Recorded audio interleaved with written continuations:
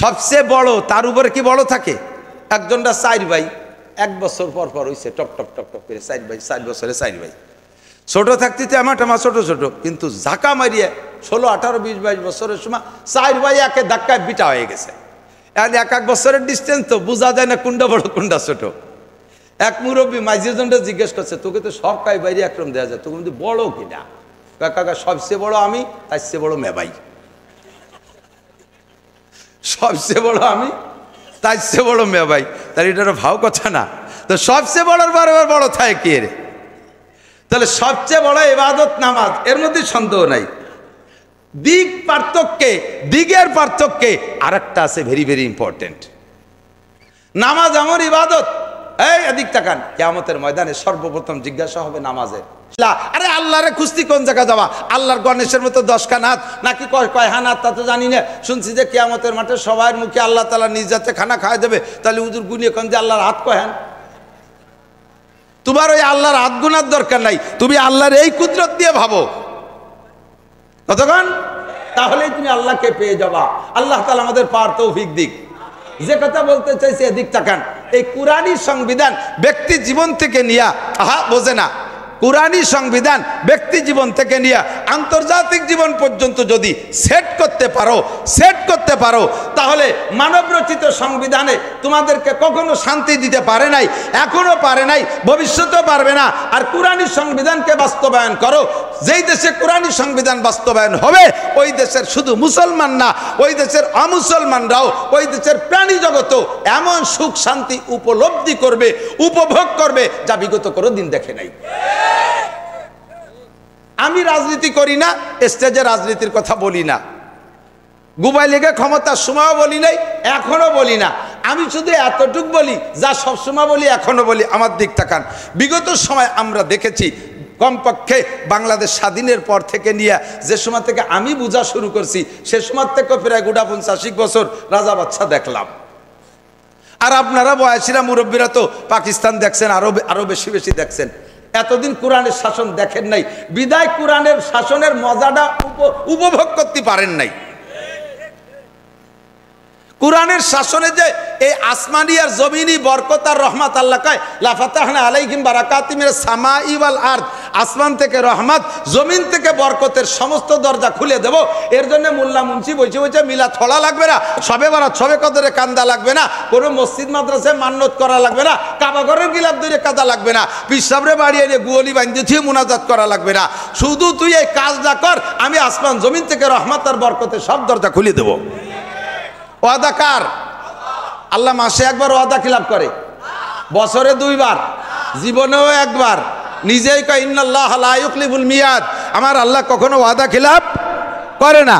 প্রমাণ যদি চান, বিগত ইতিহাস বলবো না, উলামায়ে কিরাম বিগত ইতিহাস কয়, সব বিগত বাদ, এখন নগদের দিন নগদ কথা কব, চোখের সামনে সব। ক্ষমতার মালিক কে? গল্প মারো, জনগণ ক্ষমতার উৎস। এই কথাটা যে চরম গাঁজাখুরি মিথ্যে কথা, এবার নগদে চোখে আঙ্গুল দিয়ে আল্লাহ প্রমাণ করে দিয়েছে, ঠিক কিনা? আওয়ামী লীগ সরকারের সরকারি ক্ষমতা হাতে, বাংলাদেশে জনসংখ্যা হিসেবে পার্ট করে প্রত্যেক দলের ভোটার আলাদা করেন। আরে যদিও ফুসফাস মারতিছে না, এখনো জনসংখ্যা হিসেবে অন্য সব দলের চাইতে আলাদা আলাদা করে, বিএনপির চাইতে আওয়ামী লীগ বেশি, জামাত ইসলামের চেয়ে আওয়ামী লীগ বেশি, জাতীয় পার্টির চেয়ে আওয়ামী লীগ বেশি, এখনো সে আওয়ামী লীগ আছে, মরে তো যাই নেই। সেই আওয়ামী লীগের ক্ষমতা ছিল তার হাতে, সেনাবাহিনী সরকার শেখ হাসিনার হাতে, বিডিআর তার হাতে, পুলিশ তার হাতে, আনসার তার হাতে, ঠিক কিনা? বিমান বাহিনী তার হাতে, নৌবাহিনী তার হাতে, র্যাব তার হাতে, যুবলীগ তার হাতে, ছাত্রলীগ তার হাতে, এই সব জনগণ তার হাতে। আর ক্ষমতাই যদি জনগণের উৎস হয়, তাহলে এত জনগণ থাকতে কয়টা খালি হাত নিরস্ত্র পুলাপানের স্লোগানে বিটে ছাড়িয়ে পলাইলে কে?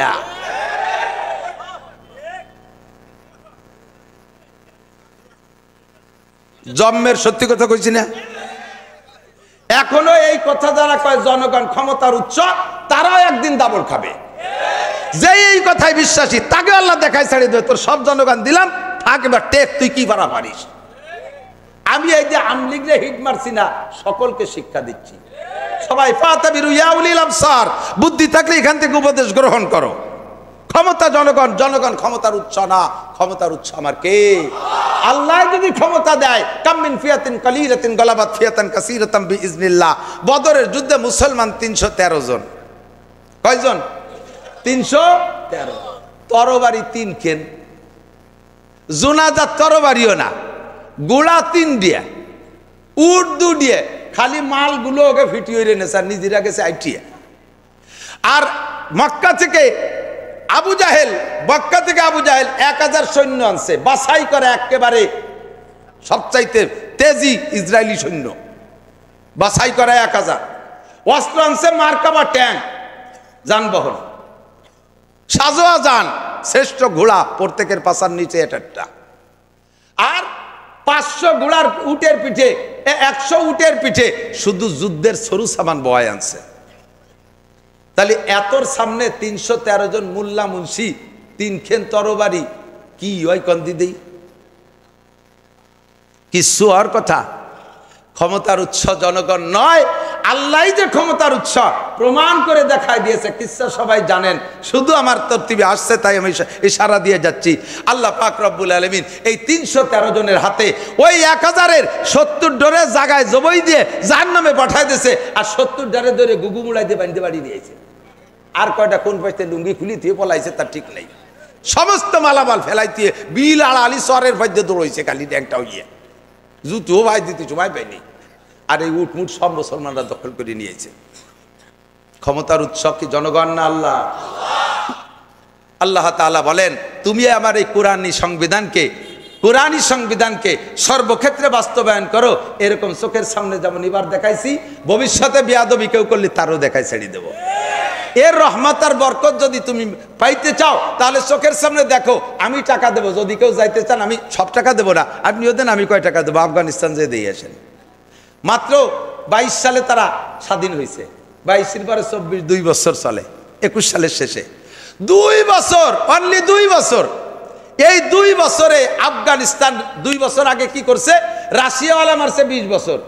আর আমেরিকার নেতৃত্বে ন্যাটোর 42টা দেশ আইসা বিশ্বের শ্রেষ্ঠ অস্ত্র দিয়া এই মোল্লাকে মাইরিয়ে বিটে ছাড়া করছে, বাংকারের মধ্যে ঢুকে দিয়েছে, পাহাড়ের তলে ইন্দুরির মতো গর্ত বানায় পলায় পলায় রয়েছে এই মোল্লা মুন্সিরা। কিছু নাই, আছে কয়টা রাইফেল ক্লাসিনকপ, দূরিতে হুশ করে একটা মারিয়ে দিয়ে ইন্দুরি গাড়ার মধ্যে যে পলায়। আল্লাহ তাআলা সেই মোল্লা বেগে হাতে 42টা বিশ্বসেরা 42টা বাহিনীকে, 42 দেশের বাহিনী ন্যাটোকে এমন মার খায় তার দাঁড়াইছে, জুতোর মালা গলায় দিয়ে তাড়াই দিয়েছে তাদেরকে। লাস্ট ফিনিশিং তাদের সাথে যুদ্ধ করছে 20, রাশিয়ার সাথে 20, 40 বছর যুদ্ধ করার পরে ওই দেশের কোনো জায়গা বোমা মারতে আর বাকি ছিল না, জমি তামা তামা হয়ে গেছে। ফেলাইতে যখন চলে গেছে, আর মোল্লারা কোরআনী আইন বাস্তবায়ন করছে সেই আফগানিস্তানে। মাত্র 2 বছরের ভিতরে তাদের রেমিটেন্সের দাম, তাদের টাকার দাম সারা পৃথিবীতে রোল নাম্বার 3। আমেরিকার ডলারের চাইতে আফগানের টাকার দাম বেশি। আমাদের টাকার কত দাম দেখছেন না? 13 সালে হজে গেছি, সে সময় 20 টাকা দিয়ে 1 রিয়াল কিনছি, আর এবার রোজার পরে উমরায় গেছি 33 টাকা দিয়ে রিয়াল কিনছি। দাম খালি নিচের দিক বাড়তিছে। আর সেই মোল্লাকে টাকার দাম 2 বছরে বিশ্বের ভিতরে রোল নাম্বার 3।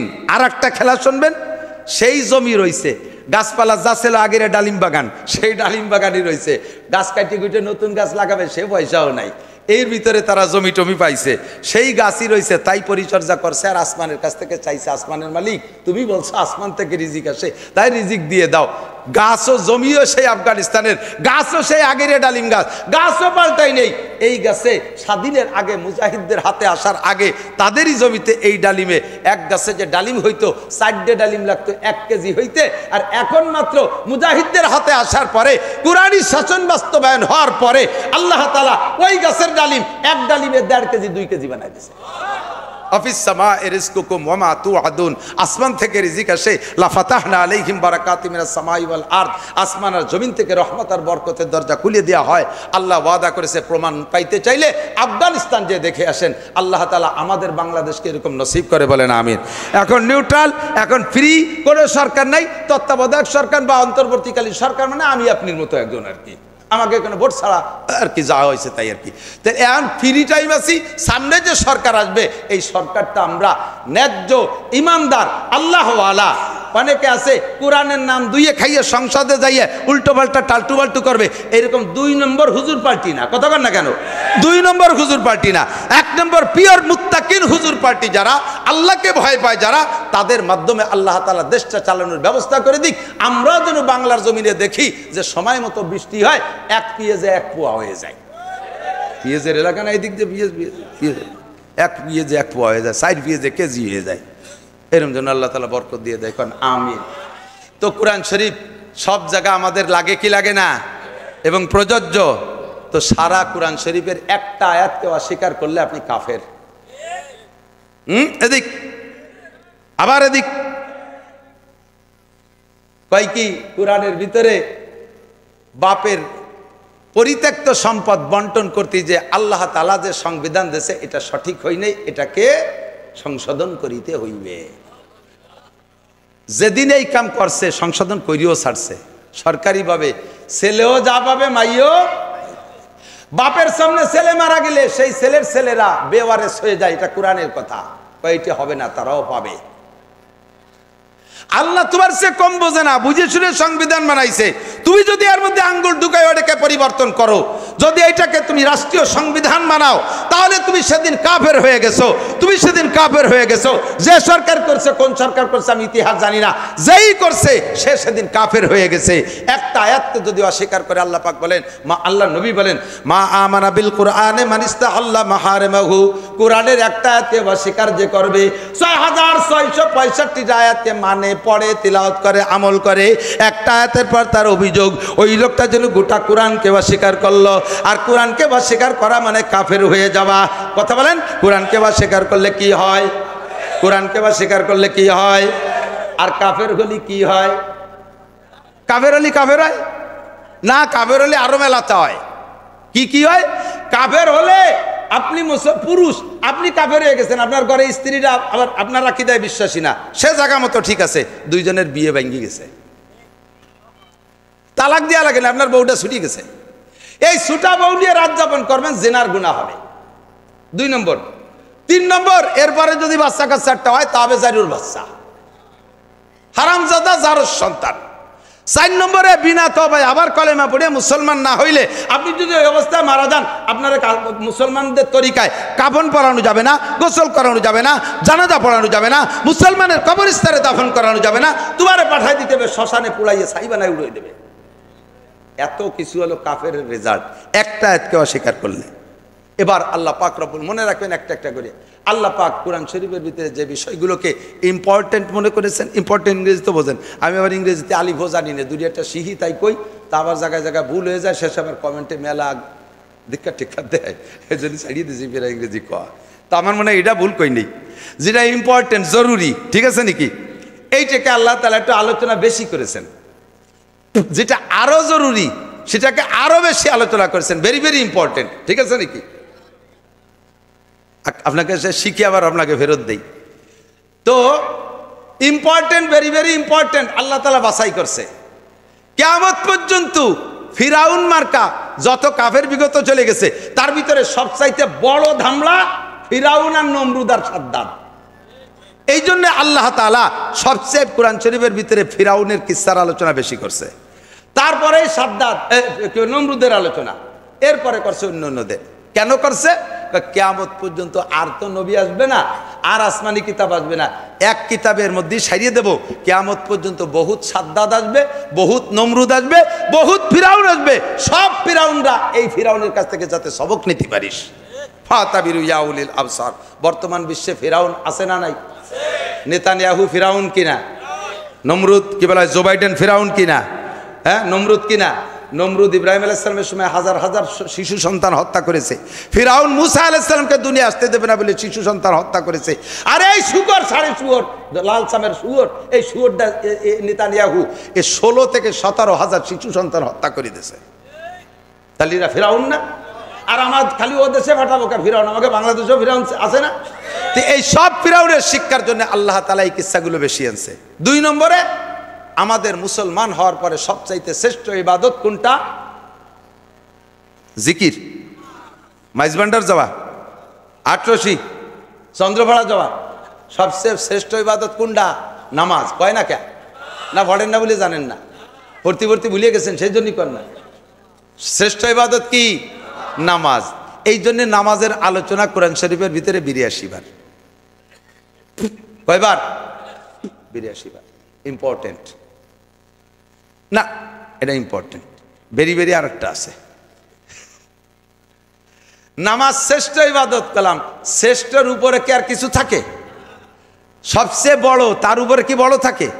একজনটা 4 ভাই, 1 বছর পর পর হইছে টক টক টক টক করে 4 ভাই, 4 বছরে 4 ভাই।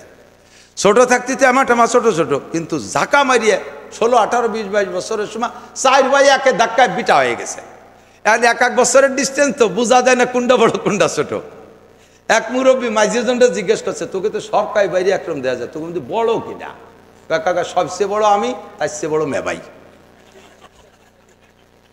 সবচেয়ে বড় আমি, তার চেয়ে বড় মেবাই। তার এটা ভাও কথা না? তো সবচেয়ে বড় বারবার বড় থাকে কে রে? তাহলে সবচেয়ে বড় ইবাদত নামাজ, এর মধ্যে সন্দেহ নাই। দিগের পার্থক্যে আরেকটা আছে ভেরি ভেরি ইম্পর্টেন্ট। নামাজ এমন ইবাদত, এই এদিক তাকান, কিয়ামতের ময়দানে সর্বপ্রথম জিজ্ঞাসা হবে নামাজের। সর্বপ্রথম কিসের? ফামান সালুহাত সালুহা সাইরু আমালিহি। নামাজের পোস্টে যে পার হতে পারবে, সব জায়গা সে বিনা হিসাবে পার হইয়া যাবে। নামাজের জন্য আল্লাহ তাআলা 5টা পুরস্কার রেখেছেন, জানেন সবাই। 4টে মরার পরে একটা দুনিয়ায়। এটাই হলো আল্লাহর সিস্টেম, যে সব ইবাদতের বেনিফিট, প্রতিদান যদি আমি আখেরাতের জন্য রেখে দেই, তাহলে বান্দা কয়জনই বা আখেরাত বিশ্বাস করবে? এই আখেরাতে অন্তর কয়জনের অন্তরে থাকে? কাজে ওই খালি আখেরাতের লোভে ইবাদত করবে না, প্রত্যেকটা ইবাদতের সাথে একটু দুনিয়া দিয়ে দেই, সেই লোভে ইবাদতটা করবে। এর আর একটু ঠিক বুঝে নেন। এখন আজকে রাত বাজে 12টার দিক মাহফিল শেষ হয়, বাড়ি যে খাইয়ে দিয়ে শুতি 1টা বেজে যাবে। আর এই ওয়াশরুমা শুলিবারা তাড়াতাড়ি ঘুমও আসে না, আস্তে আস্তে 2টে 3টে বেজে যাবে। 2টে 3টে বেজে গেলে 2টের সময় যদি ঘুমান, তাহলে সেই ঘুমের পর উঠিয়ে ফজরের নামাজ পড়া বহুত কঠিন। যদি ঘুমিয়ে একবার ঠাইছে ধরে, লাই তুলিয়ে উঠা যায় না, ঠিক না? কানের গোড়ায় মাইক দিয়ে আজান দেয়, তাও শোনে না, মুড়াইয়ে মাইকরে ঠেলি সরাই ফেলে। মোবাইলের দেশে অ্যালার্ম দেশে, অ্যালার্ম বাজে, ঘুমের মধ্যে সে অ্যালার্ম বন্ধ হয়ে যায়, ঠিক কিনা? আরে আছে মানে আমি তো জানি ভালো। এই অ্যালার্ম বন্ধ আরে কেন? শেষ রাত্রি উঠা বড় কঠিন, অসময় ঘুমাইছে, রাত বেশি হয়ে গেছে। রমজান মাসে তারাবির নামাজ পড়িয়ে যাইয়েই কি ঘুমান? পড়িয়ে যাইতে যাইতে 10টা 10:30 বেজে যায়, এটা ওটা করতে করতে 12টা বেজে যায়, কোনোদিন 1টাও বেজে যায়, আবার ঘুমায় যান, 1টার পরে ঘুমান, আবার জাস্ট অ্যালার্ম দেওয়া লাগে না, 3টের সময় সজাগ। এখন 1টার সময় শুয়ে 3টায় উঠা যায় না, রমজানে উঠা যায় কে? তাই এখন শেষ রাত্রি উঠলি তো কেউ খাতেই দেয় না, ও সময় উঠলি তো খাওয়া যায়, কথা কয় না কে? এই জন্য ওই সময় শেষ রাত্রি উঠা যায়। এটাই প্রমাণ ইবাদতের পিছনে খালি আখেরাত থাকলে অত মহব্বতের সাথে করে না। ইবাদতের পিছনে যদি একটু দুনিয়া থাকে, তাহলে বান্দা ইবাদত করে। এই জন্য আল্লাহ তাআলা নামাজের ভিতরে 5টা পুরস্কারের ভিতরে 4টে আখেরাতের জন্য রাখছে, একটা দুনিয়ায় সবচেয়ে শ্রেষ্ঠ যেটা, সেটা হলো রুজি। এইটা আল্লাহ তাআলা নামাজের মধ্যে রেখে দিয়েছে। নামাজের ভিতরে নামাজকে আল্লাহ তাআলা জরুরি মনে করে 82 বার আলোচনা করছে। তবে এই নামাজ পড়তে পড়তে, এদিক তাকান, নামাজও ফরজ, রোজাও, হজও, যাকাতও, এই 4টে ফরজ আমি ধরি। তো নামাজ ফরজ, রোজাও ফরজ। 16-17 মাস লম্বা টাইম জ্যৈষ্ঠ আষাঢ় মাসে রোজা রাখছেন না মুরব্বীরা? তো প্রচুর কষ্ট হয়েছে, 17 ঘন্টা রোজা, তার মধ্যে আবার সন্ধ্যের আগে 22 কিলোমিটার বাইসাইকেল চালাইছেন ঘরের মধ্যে দিয়ে, তাহলে জিব্বে কি আর রস আছে? এখন এই সারাদিন রোজা রাইখা দিনের অন্য ওয়াক্তে নামাজ পড়ছেন, মাগরিবের সময় আজান দিয়েছে, ইফতার করিয়ে গলা সমান খাইয়ে গোড়ই পড়ছেন। আল্লাহর কাছে, আল্লাহ সারাদিন রোজা ছিলাম, আমি নামাজ পড়তে পারবো না, অনুমতি আছে? নামাজ পড়তে রোজা রাইখা কষ্ট। আরেকটা ফরজ তো রোজা, এই ফরজটা আদায় করতে যাইয়া এখন নামাজ পড়তে কষ্ট হয়ে গেছে, নামাজ বাদ দেওয়া জায়েজ আছে? 2 কোটি টাকা জাকাত দেওয়ার জন্য বেরোইছেন, গ্রাম ভরে ঘুরিয়ে ঘুরিয়ে জাকাত দিয়েছেন বাড়ি বাড়ি যাইয়া, কারণ অমুক নেতার পরিচয়, গরিব দুঃখীর দরজা আরো জাকাত দিয়ে বাইরে গেছে নির্বাচনের আগে বাড়ি বাড়ি ঘুরিয়ে ঘুরিয়ে জাকাত দিচ্ছেন, ভোট কালেকশন করছেন, যা করছেন জাকাত দিচ্ছেন আর কি। তো এই জাকাত দিতে দিতে ভীষণ কষ্ট হয়ে গেছে। এখন আসরের নামাজে রক্ত হয়েছে, আপনি যে শুয়ে পড়ছেন, আল্লাহ আমি তোমার একটা ফরজ জাকাত আদায় করছি, আমি নামাজ পড়তে পারবো না, অনুমতি আছে? তাহলে নামাজ এমন ইবাদত, রোজায় যত কষ্ট হোক নামাজ ছাড়ার অনুমতি নাই, জাকাত দিতে যত কষ্ট হোক নামাজ ছাড়ার অনুমতি। হজ যারা করছেন, হাজি সাহেব আছেন কেউ? হাজি সাহেব, হজ করা হাজি সাহেব রিয়া হবেন, এমনি একটু আমি সাক্ষী চাচ্ছি আর কি। যাই হোক 3-4 জন পাইছি। হজ যদি পায়ে হেঁটে করে থাকেন, গাড়িতে করলে বাড়ি একটা কষ্ট হইলেই, পায়ে হেঁটে যদি করে থাকেন, আরাফাতের থেকে মুজদালিফা 11 কিলোমিটার যদি পায়ে হেঁটে যেয়ে থাকেন, এইটুক যাইতে প্রথম 3 কিলোমিটার যাইতে হাঁটা লাগে না। মাগরিবের আজান দেয় আরাফাতের মাঠে, ওই সময় রওনা দিতে হয়। আরাফাতে মাগরিব পড়া যাবে না, মাগরিব পড়তে হবে মুজদালিফায় যাই 11 কিলোমিটার হেঁটে যে আগে মাগরিব আর সাথে সাথে ঈশা পড়তে, এর জমা বাইনা সলাতাইন। এই 11 কিলোমিটারের প্রথম 3 কিলোমিটার এত ঘন মানুষ, আপনার আটা লাগবে না, খালি পড়িয়ে না গেলে সোজায় দাঁড়ায় থাকবেন, গস্তি 3 কিলোমিটার চলে যাবেন। এমন গরমের গরম, সরকার হেলিকপ্টার দিয়ে উপর দিয়ে পানি মারে, দেখছেন কিনা? পাইপের মাথায় ফিস ফিস করে পানি ছাড়ে, ঠান্ডা পানি দেয়, এত গরম। এই কষ্ট করে 11 কিলোমিটার হেঁটে যাইতে যেতে মুজদালিফা অনেক রাত, ওখানে যাইয়া আবার ফ্লোরে থাকতে হবে, অনেক ঘরবাড়ি নাই, পিজির পর পাথরের উপরে গামছা গুমছো বিছে রাত্রে একটু শুইতে হবে, শোয়া সুন্নাত। এই জায়গায় একটু গড়াগড়ি কইরা আবার ফজরে আজান দিলি, ওখান থেকে ফজরের নামাজ পড়িয়ে তারপরে শয়তান মারার দিক জামরায় যাইতে হবে 6 কিলোমিটার হাঁটিয়ে। এই 6 কিলোমিটার হাঁটে যাওয়ার পরে শয়তানরে মাইরে টাইরে আবার মক্কা 4 কিলোমিটার সুড়ঙ্গ রাস্তায় দিয়ে হেঁটে যাইয়া আবার সেখানে আপনি পায়ে হেঁটে যাইতে যেতে গাড়িওয়ালারা আগে চলে যায়, উন্ডা যে কাবাগরের মাতাব যেটা যে এর মধ্যে নিচে জায়গায় দিয়ে ঘোরে, ওই জায়গা ব্লক হয়ে যায়, আপনি যে ভিতরে জায়গা পাবেন না। আপনার ঘুরতে হবে মসজিদের মধ্যে দিয়ে, আর মসজিদের ভিতরে একটা গুল্লি দিয়ে এই জায়গায় আসতে 1 কিলোমিটার, এই জায়গায় শেষে যায় 7 কিলোমিটার। এরপরে সফা আর মারওয়া 450 মিটার, প্রায় আধা কিলো, দেখতে ওরকম মনে হয় না কিন্তু আর্টিকেলই বোঝা যায়। এই আধা কিলো 7 বার এ করার পরে যত বড় শক্তিশালী মানুষ হোক না কেন, তার শরীরে আর কোনো তেজ থাকে না, ও না সে গোড়ই পড়ে। এই ক্লান্ত হয়ে যদি কয় আল্লাহ এই বাংলাদেশেতে আইসিয়া এই বুড়োকালে আইসিয়া এত কষ্ট করে হজ করছি, আমি কিন্তু আসরের হজ করতে পারবো না। আল্লাহ কয় সূরা তোমার এই হতে আসতে কইছে কিনা? তা হজ ফরজ, এ যত কষ্ট হোক আদায় করতে করতে কি নামাজ ছাড়িয়ে দেওয়ার অনুমতি আছে? রোজা ফরজ, আদায় করতে করতে কষ্ট হলে কি নামাজ ছাড়ার অনুমতি আছে? জাকাত ফরজ, আদায় করতে করতে কষ্ট হলে কি নামাজ ছাড়ার অনুমতি আছে?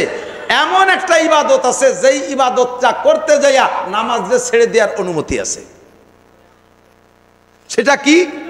আল্লাহর নবী খন্দকের যুদ্ধে খন্দক খনন করতেছে, কাল খন্দক খনন করে শেষ করতে পারে নাই, গোয়েন্দা মুসা দেশে খবর দিছে হুজুর চলে আইছেন প্রায় কাফের, তাড়াতাড়ি খুঁজে সারেন। হুজুর কয় জোহরের রক্ত এসে গেছে, থাক নামাজ, আগে খন্দক খনন করো। খুঁজতে খুঁজতে আসর খনন করা শেষ হয় নাই, থাক আসরের নামাজ, আগে খন্দক খোঁজো, আগে জিহাদ। এসে গেছে মাগরিব, খন্দক খনন শেষ হয় নাই, সৈন্য এসে যাচ্ছে, থাক মাগরিব, আগে যুদ্ধের বাংকার খোঁজো। চলে আসছে ঈশা, ঈশার রক্ত রাত 12টা 1টা 2টা 3টে পর্যন্ত, এ পর্যন্ত খনন কয় যে না খনন শেষ হয় নাই, থাক ঈশা, পরে এক সময় পড়িয়ে নিয়ে যাবে, আগে খন্দক খনন করো। তাহলে আমি কি বুঝাইতে চাইছি? এ দোস্ত, নামাজ ফরজ, এই ফরজ আদায় করতে অন্য কোন ফরজ যত কষ্ট হোক সেই ফরজের কারণে নামাজ ছেড়ে দেওয়া জায়েজ নাই। আর জিহাদ ফরজ, এই ফরজটা আদায় করতে যাইয়া নামাজের মতো ইবাদত, রসুলের মতো ব্যক্তি, সাহাবায়ে কিরামদের মতো মুসল্লি 4টে ওয়াক্ত কাজা করেছেন, 4টে ওয়াক্ত কাজা করেছেন। তাহলে বোঝা যায় নামাজ ইম্পর্টেন্ট, জিহাদ জায়গা বিষয় ভেরি ভেরি ইম্পর্টেন্ট।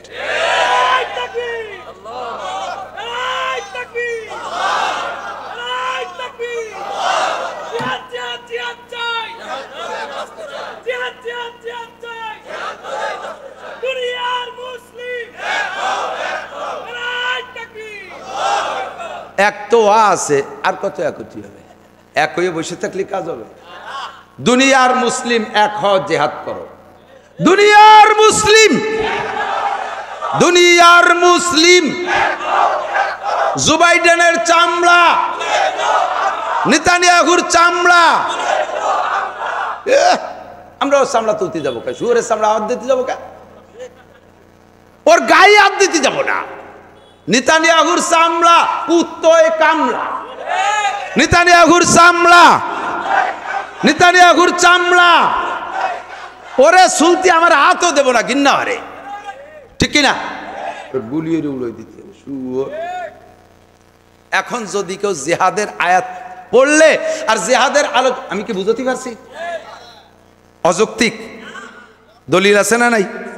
এই কোরআনে জিহাদ সংক্রান্ত আলোচনা করলে যদি কেউ জঙ্গি, লাদেন বাহিনী, তালেবান, হরকত মরকত এই সন্ত্রাস বলে গালি দেয়, তাহলে ওই লোকটা কাফের, ওর বউ তালাক হয়ে গেছে, বোর সাথে মিলামিশা করা জিনা, এরপরে যে বাচ্চা পয়দা দিতে সবগুলো জানুর বাচ্চা হারামজাদা পয়দা দিচ্ছে। মরে গেলে তার জানাজা করা হারাম, তারে মুসলমানের কবরস্থানে দাফন করা জায়েজ নাই, ঠিক কিনা? আল্লাহ পাক 682 বার আলোচনা করেছে। জিহাদের আলোচনা কয়বার? নামাজ 82 বার। তাই তারে যদি ভেরি ভেরি ইম্পর্টেন্ট করে তাহলে 682 বার যে তারে কি করবেন? 3 ভেরি, মানে ওইভাবে গুণদের কতবার ভেরি কোয়া লাগে, শতবার ভেরি ভেরি ইম্পর্টেন্ট, ঠিক কিনা? আমাদের জিহাদের চেতনা ভিতরে রাখার তৌফিক দান করুন। যদি লেগে যায় করব তো। জিহাদ করছি দেশের ভিতরে নিজেরা, মরছি শহীদ বলে দাবি করি, সত্য মিথ্যা আল্লাহ জানে, ঠিক না? ফিলিস্তিন, গাজা, লেবাননের মুসলমানরা মরতেছে, ওদের শহীদ সম্পর্কে কোনো সন্দেহ আছে? এক জাররা পরিমাণ সন্দেহ নেই, নো ডাউট, কোনো টেনশন করবেন না। এখন আমরা বাংলাদেশের জন্য এত কিছু করলাম, যদি ইসলামের জিহাদের ডাক আসে, রেডি? নারায়ে তাকবীর, নারায়ে তাকবীর। বিশ্বের মুসলিম এক হও, জিহাদ করো, এক হও, জিহাদ করো।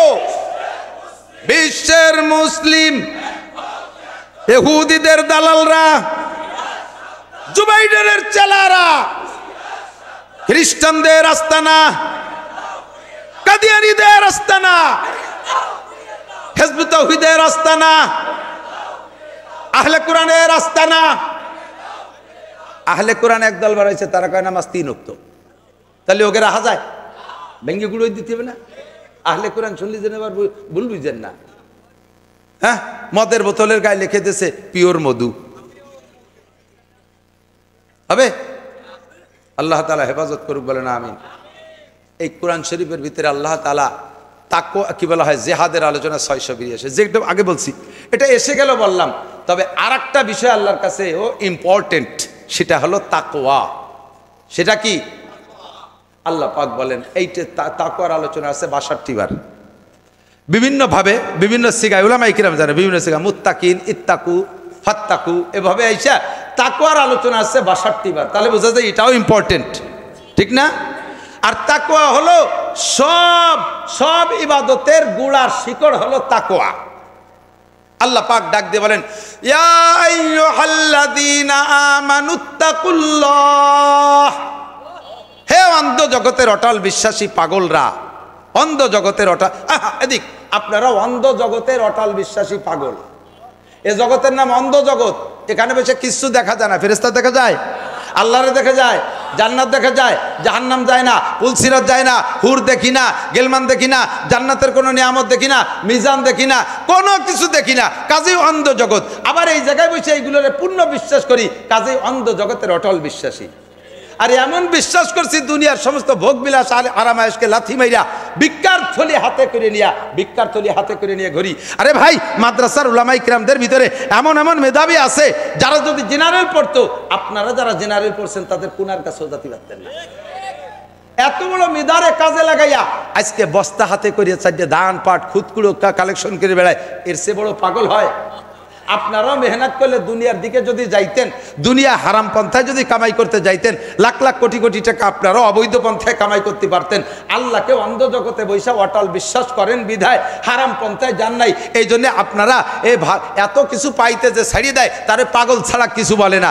এত কিছু পাইতে যে সুখপাতি কে ছেড়ে দেয়, ধন পাইতে কে দরজা দেয়, আপনারা এত কিছু পাইতে সেগুলোর পিছনে যান নাই, কাজে আপনারা পাগল। আল্লাহ তাআলা কয়, হে আমার অন্ধ জগতের অটল বিশ্বাসী পাগলরা, একটা কথা মনে রাখ, ইত্তাকুল্লাহ। শেখ হাসিনারে ভয় পাওয়া লাগবে না, খালেদা জিয়ারে ভয় পাওয়া লাগবে না, আরবি র্যাবরে ভয় পাওয়া লাগবে না, ডক্টর ইউনূসকে ভয় পাওয়া লাগবে না, তত্ত্বাবধায়করে ভয় পাওয়া লাগবে না, এই সমন্বয় খতরনাক ছাত্রদেরকে ও যারা লাফালাফি করছে ওর একটারও ভয় পাওয়া লাগবে না। ওদের ভয় পাওয়ার দিন কয়দিন, মারিয়ে ফেলার পরে কি তাকে ভয় লাগে? এই আগুনটা ভয় পায় কেন? পোড়ায় মারিয়ে ফেলায়। তো পোড়ানোর পরে মারা হয়ে গেলি তারপরে কি আর আগুনটা ভয় করা যায়? লাগে। সাপরে ভয় পাই কেন? কামড় দেবে, কামড় দিলে মরি যাবো, মরার পরে কি আর ওই সাপরে ভয় করা লাগে? বাঘরে ভয় পাই কেন? ও ছিঁড়ে বুড়ে খেয়ে ফেলবে, খালি তো মরা হয়ে গেল, মরার পরে কি আর বাঘরে ভয় করা লাগে? যে এই সমস্ত ভয় হলো সাময়িক, ইয়া ভয় করে লাভ নাই। ইত্তাকুল্লাহ, যে আল্লাহকে ভয় করতে হবে অনাদি অনন্তকাল, যার সামনে তোমার বিচার হবে। মৌলানা বলেছে 5টা বিষয় জবাব দেওয়া লাগবে, গোটা জীবনের হিসাব ইমিগ্রেশন হবে। আমি বলি 4টা, একটার ভিতরে আবার 2টে ঢুকছে। আর মালিহি একটা, এই মালের ভিতরে 2টে শাখা, মিনাইন একটা সাবা অফিমা আনফাকা, কোথা থেকে কামাই করেছো, কোথায় খরচ করেছো। 1 নম্বরে গোটা জীবন, 2 নম্বরে যৌবনকাল, 3 নম্বরে মাল সম্পর্কে জিজ্ঞাসা হবে, কোত্থেকে কামাই করে কোথায় খরচ করেছো। ঘুষ খাইয়ে কামাই করে বিরাট মসজিদ বানাই দিয়েছো সুরা। এই তোর ঘুষে টাইতে মসজিদ বানাতে কইছো কোন চোর? আমার মসজিদ কি, আমার মসজিদ কি, আমার ধর্ম কি এত ঠেকা যে তোর ঘুষে টাকা